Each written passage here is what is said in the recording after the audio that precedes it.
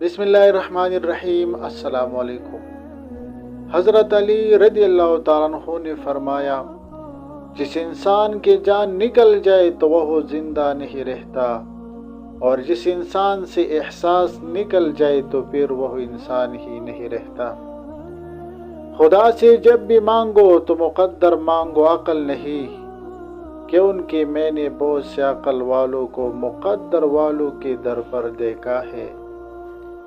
جب تمہیں نماز نہیں پڑھتی تو یہ مت سوچو کہ وقت نہیں ملا، بلکہ یہ سوچو کہ تم سے ایسی کون سی خطا ہوئی کہ اللہ تعالیٰ نے تمہیں اپنے سامنے کھڑا کرنا بھی پسند نہیں کیا۔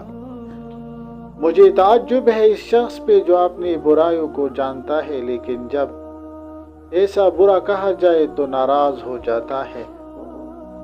دو باتیں جو ساری زندگی کام آئے گی، ایک غصے کی حالت میں کوئی فیصلہ نہ کرنا، اور خوشی کی حالت میں کوئی وعدہ نہ کرنا۔ وہ غلطی سب سے بڑی غلطی ہے جس کے غلط ہونے کا احساس تک نہ ہو۔